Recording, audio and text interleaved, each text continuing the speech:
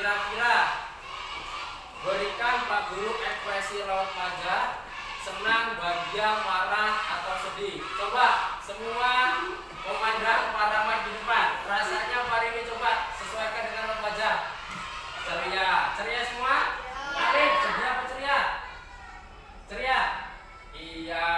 Novia, sedia apa ceria? Ceria. Yang marah ada nggak?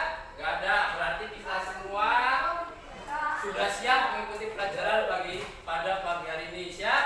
Siap. Nah, kemudian minggu lalu kita belajar apa sih? Siapa yang masih ingat? Minggu kemarin, tunjuk tangan. Yuk, tidak. Belajar kok coding. Apalagi yuk, siapa yang masih ingat? Apa Sasa? Belajar kecerdasan artifisial. Beri tepuk mantul Dinda sama Salsa. Tepuk mantul. Mantul, mantul. Mantul, mantul. Mantul. Berikan tepuk tangan. Nah, kemarin sudah ingat semua tuh belajar coding dan KA. Kemudian apa sih coding itu? Siapa yang masih ingat? Kemarin apa? Perintah dalam komputer pintar. Terus kalau kecerdasan artifisial apa? Kecerdasan buatan. Benar apa salah? Benar. Beri tepuk jempol kepada Erin dan Salsa. Tepuk jempol. Jempol kanan, jempol kiri, dua jempol. Terus. Semua dengan ceria ya. Nah, ada lagi nih. Kemarin kita belajar coding dan kecerdasan artifisial. Itu disingkat apa sih? Sampai bisa? Yang ingat singkatan dari apa? KKA. Benar. Coding dan kecerdasan artifisial disingkat KKA. Nah, pada pagi hari ini, kesempatan pada hari ini, kita akan belajar tentang berpikir komputasional. Coba ulangi paragraf bila apa? Berpikir. Dan yang lagi berpikir apa? Komputasional. Nah, yang mana tujuan pembelajaran pada hari ini adalah siswa dapat memahami konsep dasar berpikir komputasional. Yang kedua, baca bareng-bareng. Siswa mampu menguraikan dan memberikan contoh penerapan berpikir komputasional dalam menyelesaikan berbagai permasalahan di kehidupan sehari-hari. Jadi tujuan pembelajaran kita pada pagi hari ini ada dua ya. Sudah dibaca bareng-bareng. Nah, jenis kegiatan pada hari ini adalah kita dengan diskusi kelompok. Siap? Diskusi kelompok. Yang mana profil lulusan yang akan dicapai pada kesempatan hari ini adalah yang pertama beriman dan bertakwa, kedua berkolaborasi, ketiga dan kreativitas. Siap? Siap. Pak Guru bagi kelompok. Kelompok satu ini siap? Ya. Kelompok dua, kelompok tiga. Berbagi ya. Nah, lanjut. Apa sih yang dimaksud dengan berpikir komputasional? Ada yang tahu? Tentunya belum ya, karena kita belajar masih baru ini ya. Siap? Nah, berpikir komputasional secara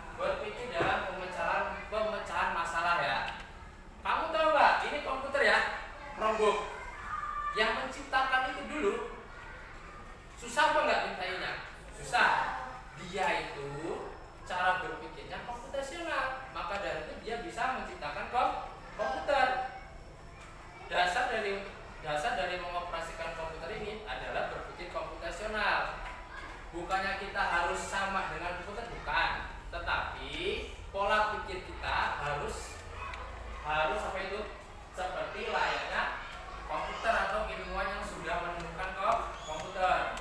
Lanjut. Contoh kelompok 2 dibaca contohnya. Ketika yang keras, ketika kita ingin membuat mie rebus, kita harus memahami bahan-bahannya. Yang keras, kemudian kita mulai membuat mie rebus sesuai dengan langkah-langkahnya. Dalam membuat mie rebus, kita harus menyiapkan kompor, wajan, spatula, telur, mie, air, dan lainnya. Ini dalam kehidupan sehari. Pernah nggak membuat mie rebus? Nasi goreng? Nah, itu bisa diterapkan dalam berpikir komputasional. Ya nak ya? Lanjut. Intinya, dalam menyikapi sebuah masalah, kita betul-betul berpikir secara teratur dan runtut. Jangan terburu-buru. Harus secara akal sehat, pelan-pelan, supaya hasilnya juga tidak mengecewakan. Apa yang akan dilakukan, bagaimana caranya, bagaimana cara memulai, dan seterusnya. Misal, Dinda mau bikin nasi goreng, ya nak ya. Awalnya kan kita nyiapin bahan-bahannya dulu toh. Bisa nggak bikin nasi goreng langsung, belum dinyalakan kompornya langsung dikasih bumbu? Nggak bisa, ya? Paham ya? Nah, next, berpikir komputasional mengharuskan kita berpikir menggunakan logika, melakukan segala sesuatu step by step. Perhatikan di depan, menentukan keputusan apabila kita dihadapkan oleh dua kemungkinan yang berbeda. Nah, prinsip berpikir komputasional. Java nomor 1 apa? Berpikir komputer prinsipnya dekomposisi. Ayo, Amira apa? Prinsip yang kedua, pengenalan pola. Ayo, Faiz, yang ketiga, abstraksi. Yang keempat, Afika, algoritma. Berarti berpikir komputasional ada berapa prinsip? 4. Yuk kita sebutkan bareng-bareng. Dekomposisi, pengenalan pola, abstraksi, dan algoritma. Itu adalah prinsip berpikir komputasional. Ada 4 cara. Yang pertama adalah dekomposisi. Dekomposisi itu adalah kemampuan kita memecahkan dari masalah besar menjadi bagi-bagian yang terkecil. Contohnya, pernah nggak di kelas kita rak bukunya berantakan? Pernah ya? Sering ya? Nah, dari prinsip dekomposisi itu kita memecah sebuah masalah besar menjadi satu bagian. Karena ya, kalau kita ingin merapikan sebuah rak buku, yang pertama adalah ambil buku, cek jenis bukunya apa, letakkan. Kita pisah dulu. Ya, kita pisah dulu sebelum kita merapikan. Kita pisah dulu. Di sini kita sudah berpikir, bukunya diambil, dicek dulu, baru letakkan. Ya, biar beruntut. Itu namanya dekomposisi. Contoh kalau membuat jus buah, apa aja bahan-bahannya? Kita pecah-pecah. Buah, terus blender, susu, terus gula, es, dan gelas. Kita pecah dulu. Itu namanya dekomposisi bahan-bahannya. Lanjut ke pengenalan pola. Kelompok 1 baca. Pengenalan pola yang keras berarti mengidentifikasi kesamaan atau pola dalam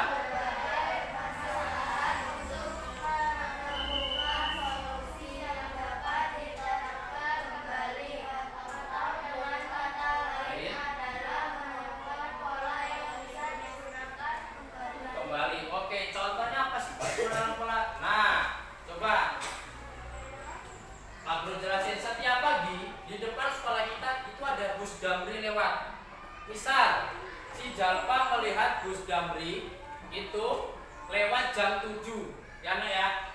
Dia lewat itu setiap pagi kamu lihat bahwa bus Damri datang setiap 15 menit sekali. Kalau kamu lihatnya jam 7, setelah 15 menit kemudian itu jam berapa dia lewat lagi? Jam 7.15. Kan polanya kan 15 menit sekali dok. Kemudian setelah jam 7.15 bus damri depan sekolah kita lewat lagi jam berapa? Nah, kemudian lagi bus damri datang lewat jam berapa lagi? 4.5. Polanya sama ya, 15, 15, 15. Kalau misal 5 menit sekali berarti 7 5 menit. Nanti 5 menit sekali 7 10. Paham pengenalan pola? Nah, kemudian abstraksi. Abstraksi itu adalah kita fokus kepada hal yang penting saja. Misalnya si Alif disuruh namanya belanja ke pasar, belanja alat-alat dapur untuk masak. Si Alif ini nggak usah berbelit-belit. Misal beli telur, ya telur aja, telur, mie, gula, nggak usah ya telur kesukaannya apa, warna telurnya apa, terus gulanya itu letaknya di pojok pasar sebelah kanan, pojok pasar sebelah sini, tidak usah. Kita harusnya langsung ke fokusnya aja. Telur ya udah beli telur, langsung. Nggak usah ke warung A, ke warung B, ke warung C, jangan ya. Itu namanya abstraksi, langsung ke fokusnya. Misal Pak, telur tempatnya Pak Warno itu mahal, di sini tempatnya Bu Tuti itu murah. Nggak usah berpikir itu, langsung aja mahal ataupun murah beli. Yang penting ke telur. Maksud ya, itu langsung ke hal yang fokus. Kemudian algoritma itu kita menyusun langkah-langkah, instruksi ataupun prosedur yang sistematis untuk menyelesaikan suatu masalah tertentu. Contohnya tadi mau bikin mie rebus, ya nak ya. Berarti langkah-langkahnya apa? Mie rebus itu ambil mie, buka mie ya, kemudian panaskan kompor, kasih air, tuangkan mie setelah mendidih, tuangkan mie ke dalam kompor, diaduk-aduk, masukkan bumbunya, hidangkan. Lebih ke langkah-langkahnya, namanya algoritma. Paham? Paham. Nah, terus ada juga langkah-langkah mencuci dengan benar. Kita baca bareng-bareng. Mencuci dengan benar gimana? Basahi tangan, kasih sabun, gosok selama 20 menit, bilas dan keringkan. Ini namanya apa? Algoritma. Paham? Paham. Paham nggak? Jawab, paham atau tidak? Nah, setelah paham, Pak Guru nanti akan bagikan lembar kerja mustadikin. Tetapi Pak Guru akan memberikan permainan biar kalian fokus, karena berpikir komputasional itu harus fokus. Siap? Pak Guru minta perwakilan dari kelompok 1 dan kelompok 2. Diskusikan ya. Permainannya adalah melatih fokus kalian. Cocokkan gambar yang sudah kalian lihat ke depan papan tulis yang sudah disediakan. Yuk, kelompok 1 maju. Siapa yang ini? Yuk, kelompok 2. Ya. Nah, siapa yang duluan itu yang menang. Nih. Siap ya? Yuk, beri tepuk tangan untuk kelompok 1 dan 2. Nah, Pak Guru mulai. 1, 2, 3. Yuk. Siapa yang duluan itu yang menang. Pak Guru kasih waktu 2 menit. Ini untuk melatih kalian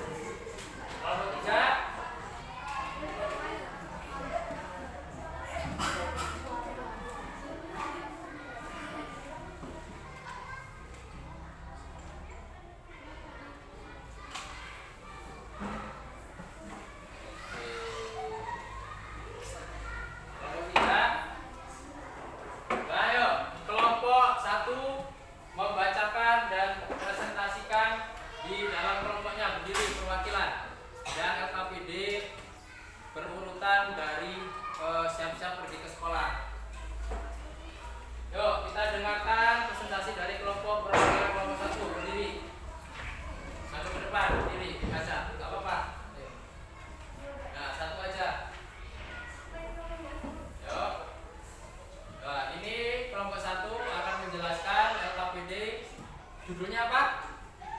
Siap-siap. Ayo, langsung jawabannya. Yang pertama, terus.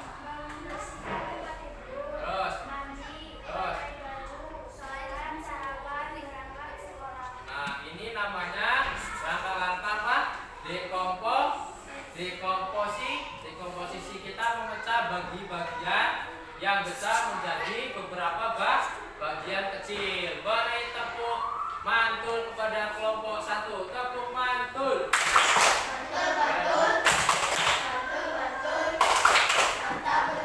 Oke, kelompok 2 maju ke depan.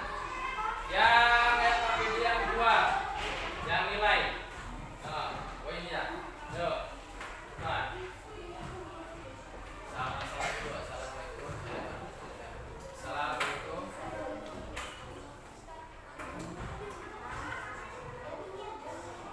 Oke, ini menentukan pola ya. Kita bahas bareng-bareng coba di koreksi bersama. Ini ada gambar robot menentukan pola naik tangga.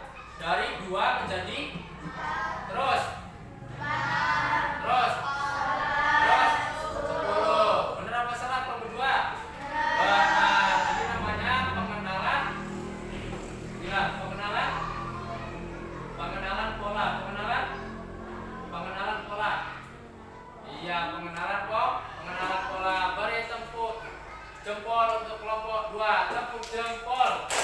Jempol kanan, Benar. jempol kiri, 2 jempol baru. Oke, alhamdulillah kita semua sudah memahami apa itu berpikir komputasional.